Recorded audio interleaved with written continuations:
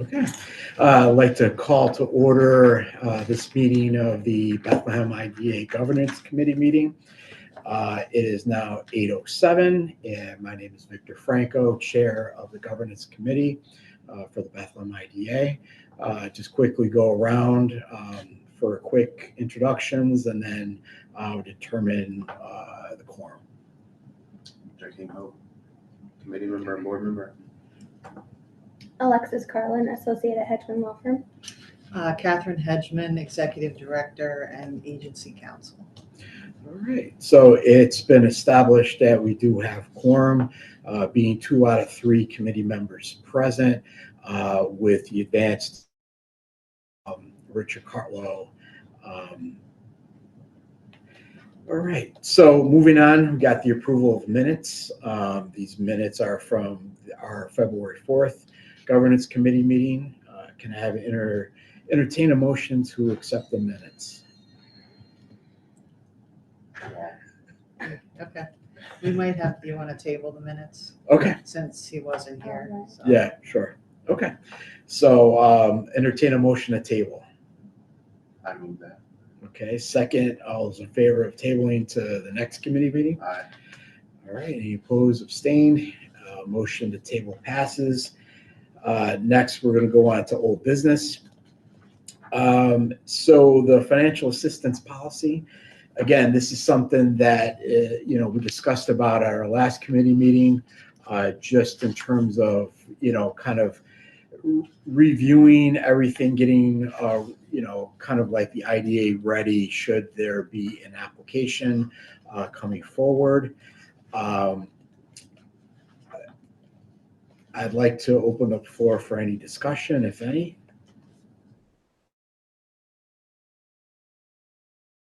We had reviewed this policy a couple years back. I'm not sure if either of you, if you were on the board even, I know Ja wasn't. And we had made amendments to the fee schedule, which is on page 4 and 5 of the document. And those are the administrative fees that the agency charges to review the applications. So, I think they're relatively in line with what other IDAs charge, but I just didn't know, Ja, you really haven't had the chance to look at those fees, in your experience, whether we should, update them again or leave them. So that was one thing I wanted to put out there. The other thing, which is really good, is this outlines the procedures that we follow when we're looking at applications, and that starts on page 6 and 7. The only thing I would say here, I might add, is that if the project goes before the planning board, because it's a new project and all of that, they will usually be the lead agency for environmental review. And when it's not, if it's simply like a sales tax or just a pilot application and it doesn't have to go before the planning board, then we would be the lead agency. And usually it's a short form EAF because it's either, improvements to a pre-existing facility or, something like that.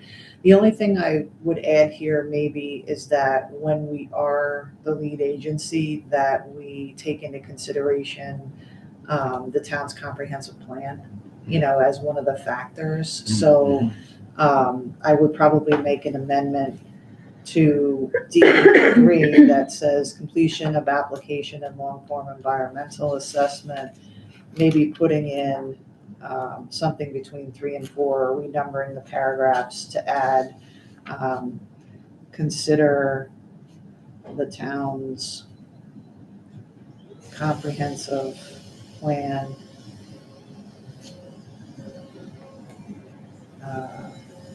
or when the IDA is the lead agency. It's the lead agency. So, would it be advisable to get like a letter or something from like the planner that substantiates that the project fits within it, because then it's like, we would have to know the code. Yes, and part of what I'm hoping to do, and I talked to Rob during the last meeting we had, once the zoning's approved, I want him to come in and talk about the comprehensive plan so that we have a broader, and today, later on in the agenda, we were gonna discuss procedure. And I think that maybe that also makes it into that document, Victor, when we get there. Okay. So, yeah, I think that that's a good idea. Especially if we're gonna be lead agency. Consider the, and obtain maybe an advisory letter or whatever. Yeah, Just From gonna be, yeah. Department of Planning. Because even when, like, for example, one of my projects is in front of, well, it just got approved for zoning. The common council was lead agency, but the planning department still had to provide them, they were on our application. And so the application, once planning signed off, had to go to the common council because they were lead agency. Okay, yeah, no, that makes complete sense. And as, when I mentioned later in the agenda, my hope is to like button these things up. They're not things that, the reason why we really haven't talked about it or done it before is we've never been this active as an IDA. So, there just wasn't a reason to. I mean, I think they did 2 pilots in 10 years before, you know what I mean? So, Busy office. yeah, it just didn't, there was no need to really look at it. But lately, I think that we will probably see at least 2 pilots a year. Or not pilot, but any other benefits too. So Yeah. I just didn't want us to have any holes in our procedure. No, absolutely. Yeah. Okay. So going back to your initial statement regarding the fees, I mean, granted, I look at this from like a very high, like 50,000 feet up, down type of thing without practical, kind of background. But the structure itself looks fine. The amounts look fine. I don't know if you have any like real world examples where that might differ. Yeah, I think 1% across the board is standard. I think our application fee is lower than others, but Yeah, that was really one I raised it. It was $500. I think we could charge different fees. Like I think pilots are much more labor intensive. Mhm. So we could have a pilot fee and then, maybe for sales use and mortgage tax, it's lower than that. But I'm assuming the pilot fee is a straight lease fee, right? are we talking about the application fees now or the other ones? Oh, no. When you said the pilot fee, you meant the pilot application fee? Yes. Oh, okay. Yeah. I see what you're saying. Yeah, it's fine. I mean, So we could raise the pilot application fee to what? What are you seeing? What's Albany charge? I don't even know. I have the invoice for $1,500. That makes sense. But we also charge an administrative fee. Yep, that's So- down on the bottom of page 4. And we kind of get it on that side too, but I mean, I don't think anyone's going to argue the difference between $750. Right. So, yeah, the application fee can be increased. I think we really get into the meat of it is the 1% pieces, which I think that's standard. So I don't think. That's on the bonds though. But even the straight lease is 1%. Oh, yeah, I see that there. That's mostly where everybody's going to fit for the pilots, the straight lease back. So. Yeah, but that's on the bond transactions though. If there's no bonds, we default to the fees on the bottom of page 4. And one of the things we did at the first go around a couple years ago was that we take, it says in the column non-refundable, you can see, we take that up front because if it doesn't close, Yeah. we've had trouble, covering our costs, attorneys, all of that. Right. So, that's, why that says non-refundable. We take it up front. And then once we definitely know we're moving forward, then any remaining fees would be due, for that. So for example, for the pilot that I'm applying for in the city of Albany, the straight lease fee is 1%. Okay, I like Of that. project costs. Yeah, And so, Okay. and then obviously I'm paying for both council costs, and I have to take their counsel. Yeah. And so I think all that is the same. I just think we have the pilot administrative fees, which I would directly assume is a straight lease, right? So Yep. it's significantly lower than what other municipalities are charging. And so. Okay.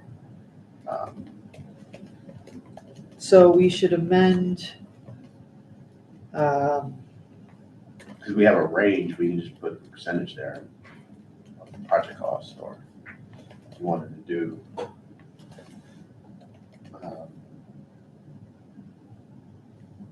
at least for the pilot, everything else is like whatever, but yeah.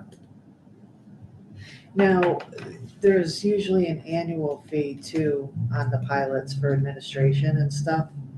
So I think that's what you're talking about, is it's 1%. Is it a 1% upfront? Yeah, that's At what I close. thought, yeah.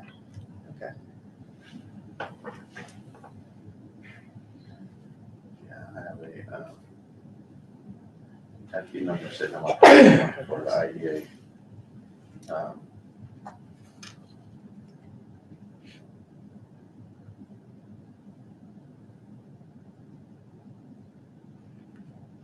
But we also have it in here for assignments. I'm assuming the assignment is kind of like we did it too on the lease, right? Yeah, that would be an assignment of the lease. Right. So I guess in lieu, you're saying is in lieu of the flat fee, we would charge a 1%. I think Or I think, range, because the range thing is like, well, how do you confirm the range? Like, what is it? Who picks the number? Like, what is it based on? usually I do, and I base the pilot one on the amount of the benefit. So, but you're right, it's a little bit,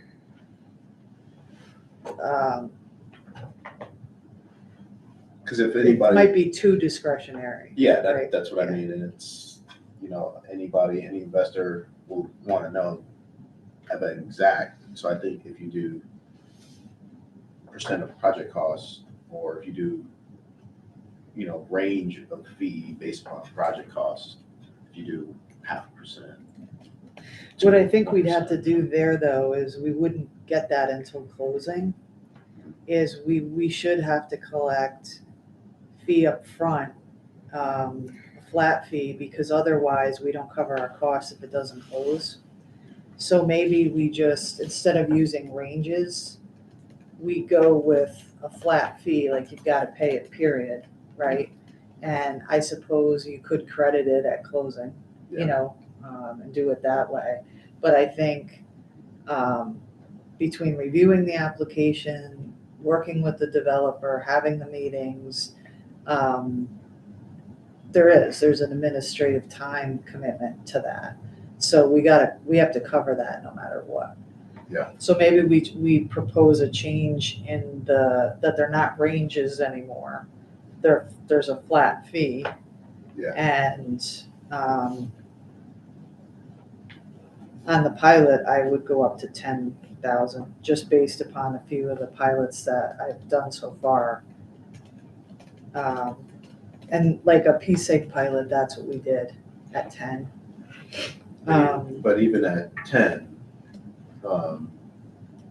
becomes a challenge, because when you have to do your economic study, that can be wiped out by that.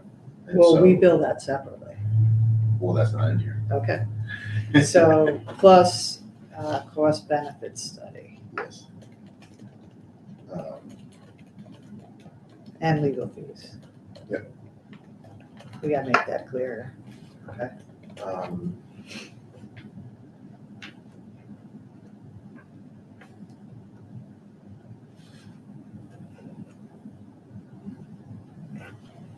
All right, I can amend that. No, I like that, and that's why I wanted to look at the fees again. When we looked at it the first time, I think we were more concerned about covering our costs, you know what I mean, than Yeah. anything else. So, um,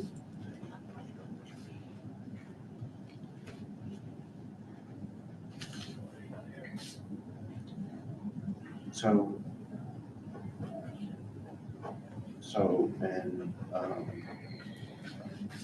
item number 4, $2,500 transaction fee. Where does that fall in our fee schedule? Or So is it separate? we should put it, we should probably put it in down below in the schedule that's listed, but Yeah. what comes up, so, and this is really, we've seen it a couple times where we close and then there's some sort of modification that has to be made. Whether it's an extension of, like for sales, an example would be for sales tax or use tax. Mhm. The project begins to cost more than they thought it would. And so they want more of a sales tax benefit. So we would modify, let's say we gave them $300,000 in benefits, but they really need 5. So we'd have to do a modification to increase that. And so they're coming back to us. And so that's why there was a minimum. Historically, that's what they would charge us, $2,500, but depending upon the complexity of it, and the amount of benefits, it should be, probably higher than that. So what I can do is I'll put that also in the schedule for post-closing or modification. I'm gonna make a base level fee for that at 5,000, no range, because it's a little bit, and we'll strike that from above. Yeah, and I just think for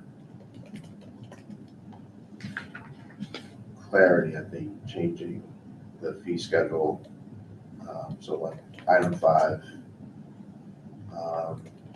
number 2, the project administration fee will be calculated at the sole discretion based upon the complexity and uniqueness of the project and well within ranges set forth below. I mean, if we got to change that paragraph too, but I do think making this fee schedule just for all the fees, like even the annual administrative fee, and just putting all that fees schedule in one section would be helpful.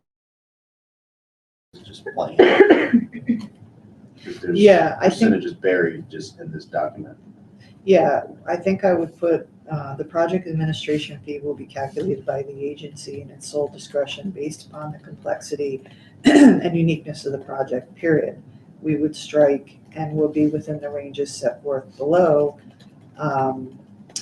But I would add the agency reserves the right to increase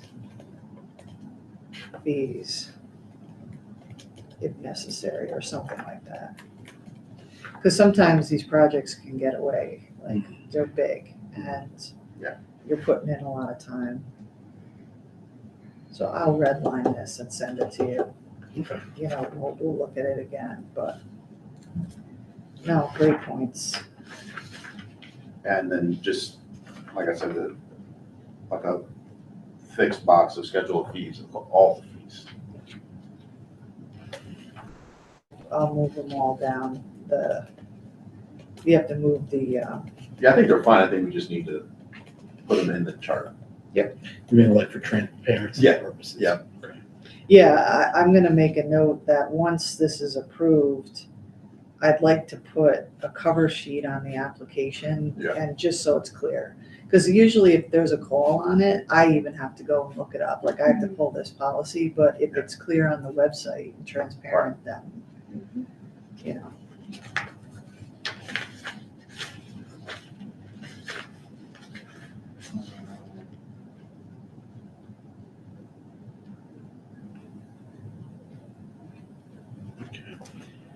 Any other changes or discussion?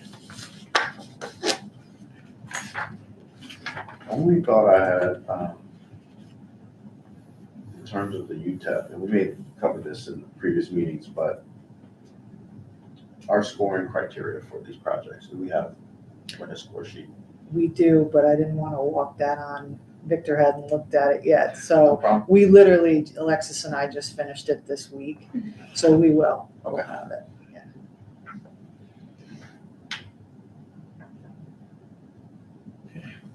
So, does it make sense then to kind of like accept the procedures as amended so that it can go forward to the board for their review and consideration? Yeah. All right. So I'd like to entertain a motion to accept the financial assistance procedures and fees as amended for board review and consideration. Second it, and all those in favor? Aye. Oppose, abstain, passes unanimously. All right, and next item under old business is the board member attendance policy. So, one last thing, just for the record, there is a criteria in the governance document. You just don't have a sheet. Yeah, the UTEP, Yes. yeah, we have to look at that much more closely, you know, as time We have permits. something But we though. have and I'll give you, I can show you a copy of it. We put together a framework by project even. Okay. See what you think. But, you know, again, we had this meeting scheduled and noticed, so I didn't want to throw on too much. Right. Okay. So the board member attendance policy, this is a brand new document that basically kind of gives guidance to board members and lays out their expectations and establishes bare minimum for attendance and what would be authorized for excuses or non-excuses, and then more importantly, what happens if this policy is not adhered to by any board member. So I'd like to open the floor for any discussion or amendments. I'll kick it off. I think the first thing is that in re-review, just want to clear up any ambiguity regarding a medical emergency, which I should have page numbered these, but it's it's page 3 of the document under excused versus unexcused absences. So it mentions a medical necessity, but just want to, I guess, kind of like clarify this, that really the executive director or the chair has discretion to determine, how to excuse somebody for a medical necessity or medical emergency. So I think some language could be added to kind of tighten that up. And then the second thing is regarding the annual meeting on page 2. So under section 3 at attendance standards, the third bullet alludes to failure to attend an annual meeting. The way that this is currently drafted, failure to attend the annual meeting automatically triggers a deficiency. And I don't know if we want to include an annual meeting as part of a regular meeting, or if we should basically have it stand on its own, since an annual meeting is so important and we do so much at the annual meeting. I just want to point out, one obvious example, this past annual meeting, our chair, she gave advance notice that she wasn't going to be able to attend the meeting, and even made provisions for the vice chair to chair that meeting. But there, literally interpreted, there's nothing that would kind of account for that, and therefore this would have triggered in that situation. Let me just look. Is this under annual policy review? Like what exactly? No, so it's on page 2, Okay. section 3. It's the third bullet. Oh, So you list 2 consecutive unexcused absences, 3 or more total absences, and then Okay. failure to attend. okay. So what I think is important about that is it's not so much because it's the annual and the regular are very important in that it's usually in March. And the biggest reason for that is you're approving the audit, you're approving the Paris report, all things that have a March 31st deadline. So that's why that one in particular is very important. And if we didn't have a quorum, we would have a big problem. Like we wouldn't meet ABO requirements. We'd have to call a special meeting and, do that between the second week that we would normally meet and the end of the month. So I think that I'll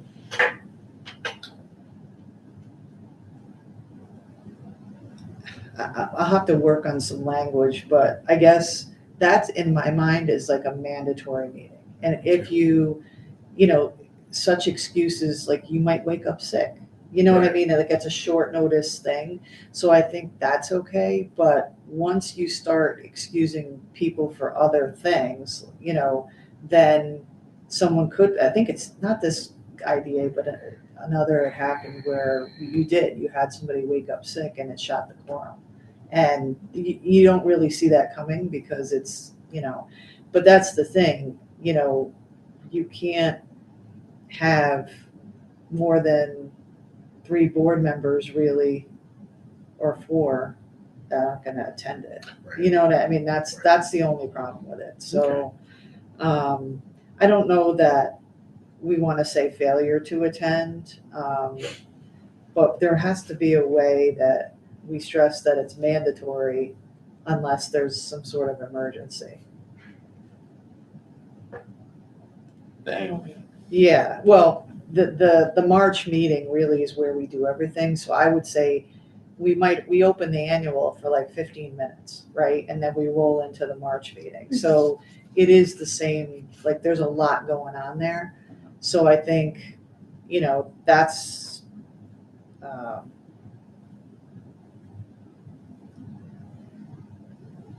we have to make it mandatory. Okay. Do you want to say, Oh. like, without an excused absence for medical necessity or something, make it so it's only medical necessity or emergency? Mandatory to attend annual and regular meeting in February or March unless otherwise excused or emergency or illness. That makes it a little less like, Right. your failure to attend, Right. One shot and you're done. Yeah. And again, it is, a lot of it's discretionary, but I think what's important is, and this is really, yes, you want board members to participate as much as possible. You don't want them to be, have excessive absences, but it's all really about the notice, right?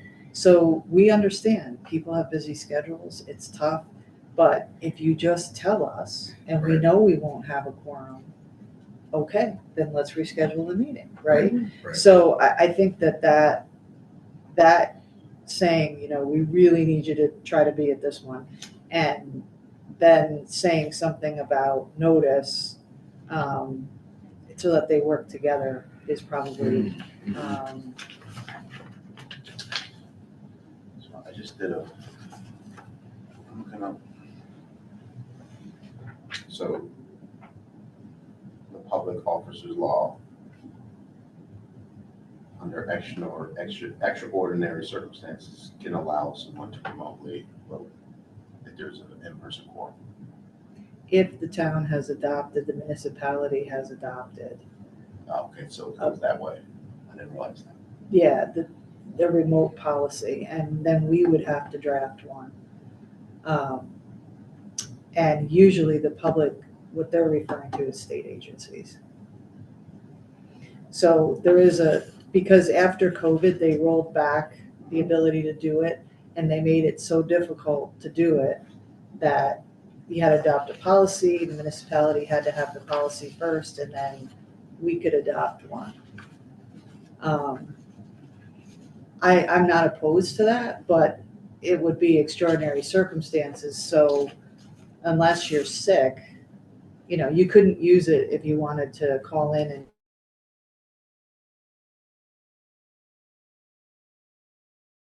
want you to use it for that, like, oh, I'm on vacation, or, they don't want you to use it.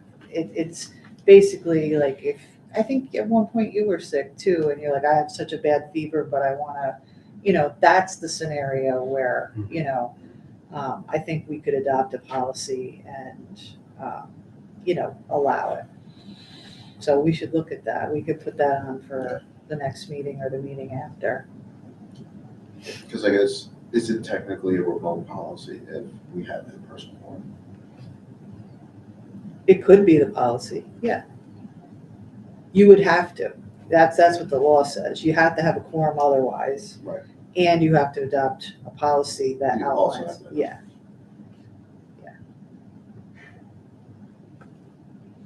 Okay. Any other discussion on the attendance policy? Where's the notice? I know I saw that. Let's see.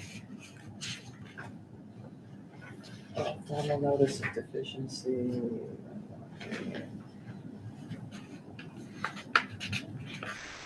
I don't remember any meeting notice requirements. It's just notifying the requirements of notification of your absence.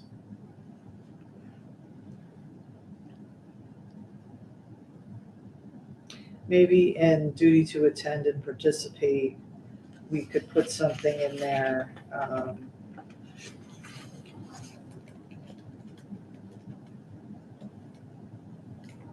Review material in advance. At the end, give proper notice. Give at least 3 days notice of planned absence. By saying that,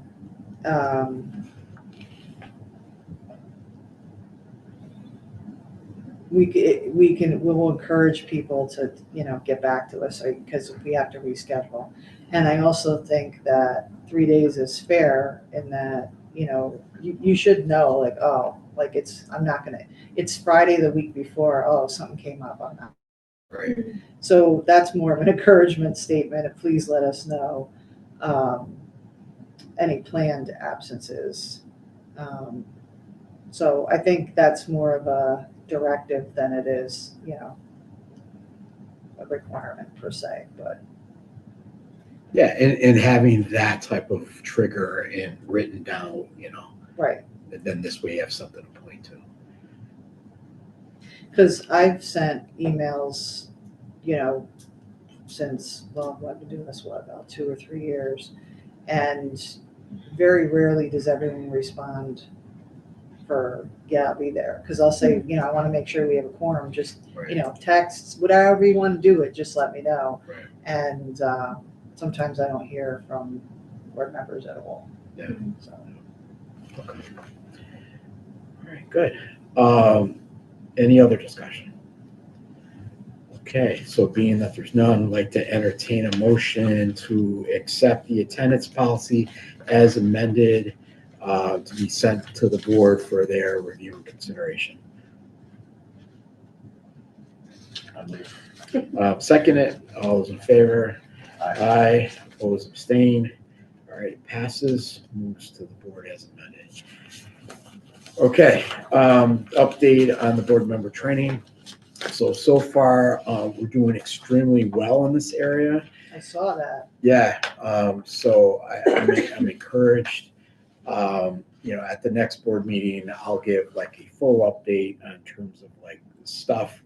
But it looks like currently there's only 2 board members that are not gonna, or I haven't been notified of 2 board members that are in the process of renewing.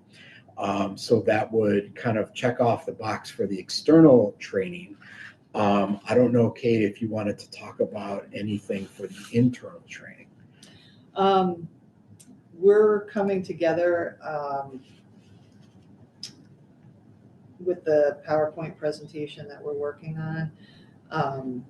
And how we're going to do it too is I probably will bring some of the policies with us and have them as a special handout, because there a lot of times with board members that either this is their first time on an IDA or their first project, whatever the case may be, there's not really that connect the dots, like you come to a meeting and I ask you to approve a seeker resolution, but they don't know why they're doing it. You know what I mean? So I'm going to walk through our process, and as part of the training, it's probably going to come out a lot of good governance points and things that we'll have to discuss.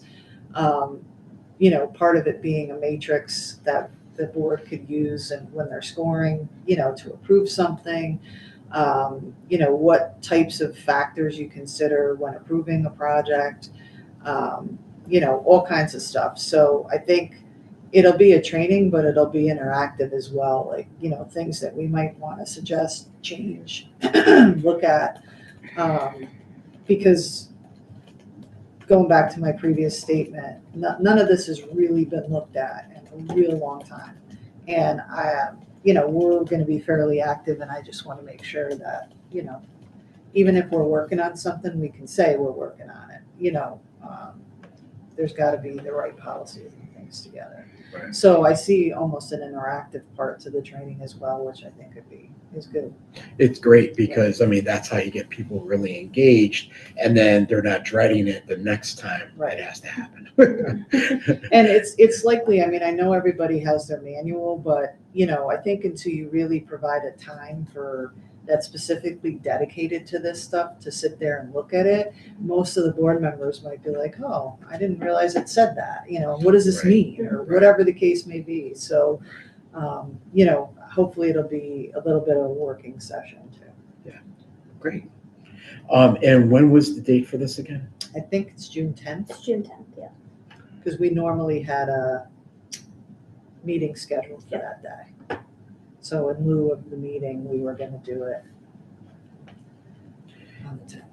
Yeah, and I'm assuming that's like 9 to 12 or I something. think a couple so. Hours. Yeah, and Brienne got us a conference room, I think at Live Well.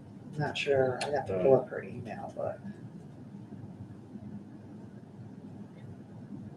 yeah, it's not at town hall.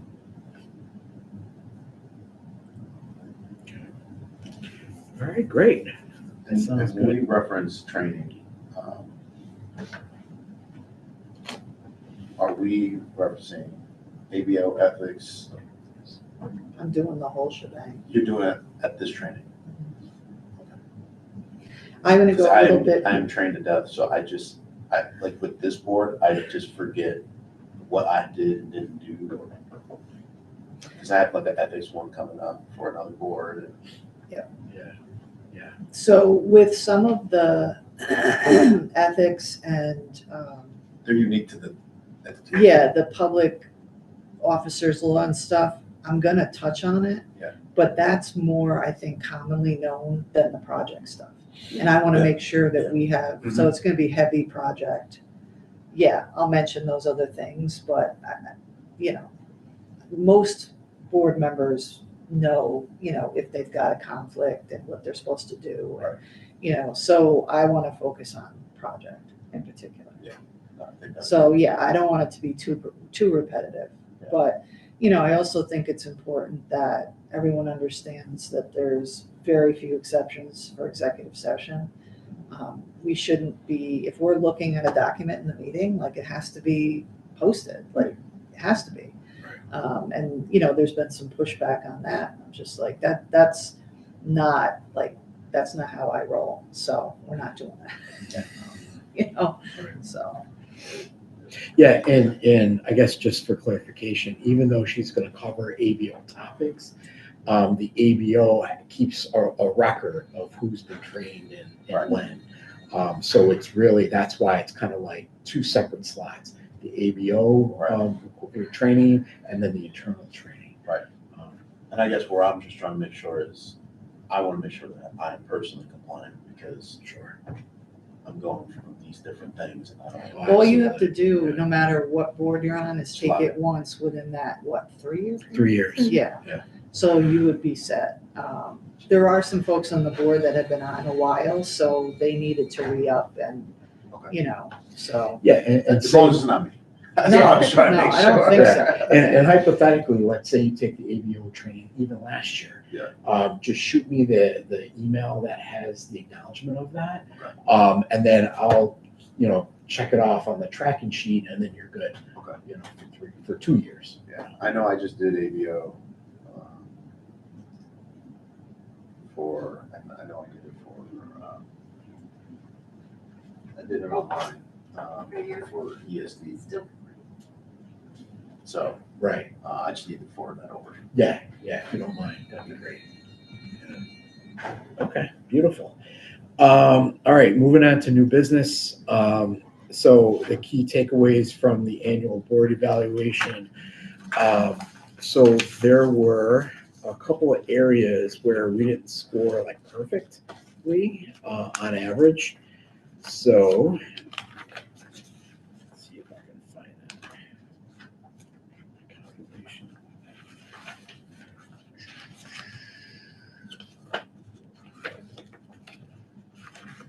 We have to mail those to the ABO too. Okay, So at some point, I need all the copies. the individual one, because I sent you the summary. Yeah. I didn't know the individual ones need to go with that. Yeah. Okay.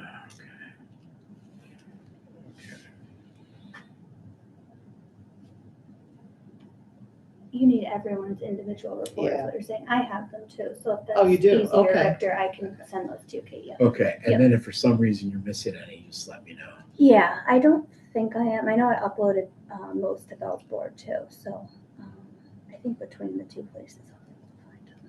We should put an agenda item to go over the condensed at the board meeting, if you want. I thought we did that already. Did we? Okay. Yeah. It's possible. Yeah, we did. Okay. We did. Okay. All right, so I apologize. I thought I had it. That's okay.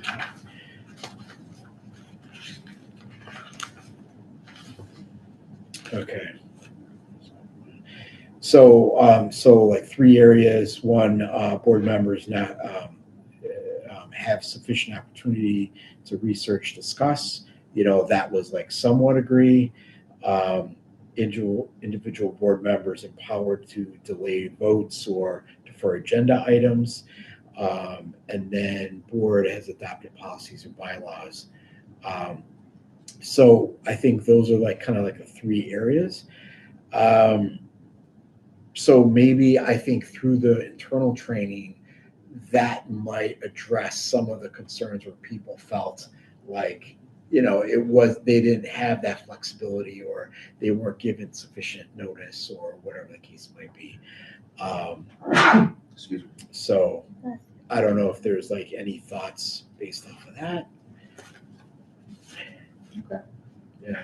I mean, I think as we roll through governance over the next 18 months, it'll get better, because we're adapting policies, and then when it comes before the board specifically, and they have to look at it and they hear it, and they'll probably understand the policy and procedure a lot better, and hopefully that'll help make it. Yeah, absolutely. All right, so the next item under new business is the UTEP Uniform Tax Exemption Policy Review. So that was included in the meeting package.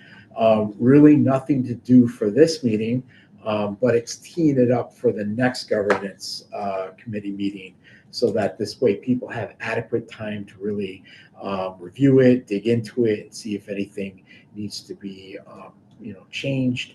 The only thing I would suggest if there are significant edits or amendments, to please forward that in advance to Kate and myself prior to our next governance committee meeting, so that this way we can clean it up and recirculate it so that people can actually see what the language is and that we don't have to amend at the table.